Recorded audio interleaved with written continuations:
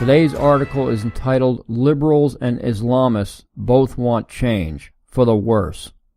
One big problem we have regarding radical Islamists in this country is not just a lack of assimilation, but a concerted effort not to.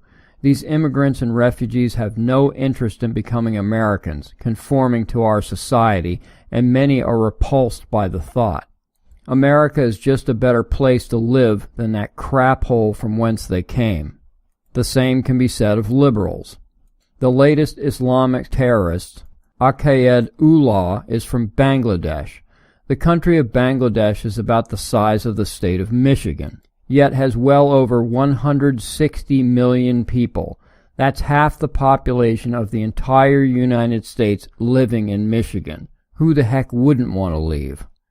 But they're not thankful to be here. It's obvious that they are not, when many insist on trying to Islamize America.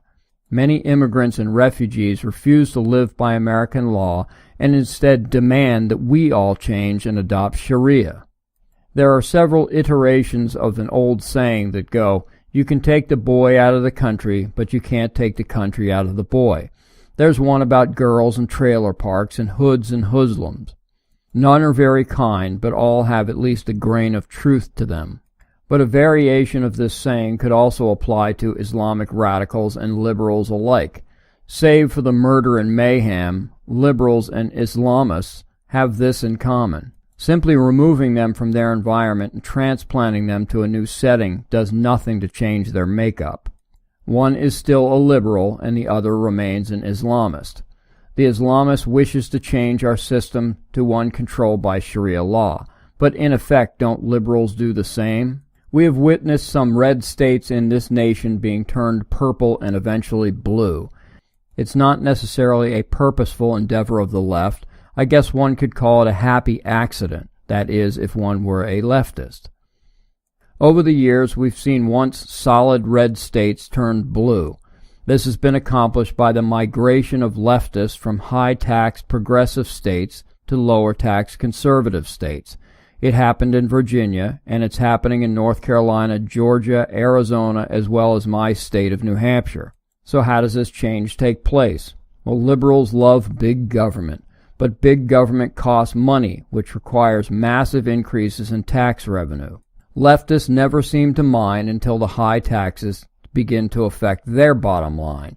Liberals love to spend and give away other people's money, but when the tax burden that they, for years, voted for starts to take its toll on them personally, they flee the state to look for greener pastures, pastures with a much lower tax burden. The problem is that changing venue does not change them. Taking a leftist from New York and plopping them down in Texas, or one from Massachusetts to New Hampshire, does not alter their progressive worldview. They are still leftists, just as Islamists are still Islamists. Just like Islamists have no desire to conform, big city liberals have none either. They are not happy to move to a more conservative state and assimilate, adopting a more modest lifestyle. So rather than conform to the present rules of a more conservative, less activist state, the liberal sets out to change things and right the wrongs of conservatism. As time goes by, more liberals relocate to escape high-tax states. They then set out to vote to expand local and state governments. More progressive politicians are elected, and the once red state is now purple on its way to becoming blue.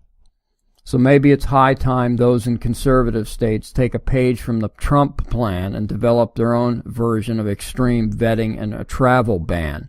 No liberals can relocate to conservative states, and there can be no more chain migration of leftists. Thank you for listening.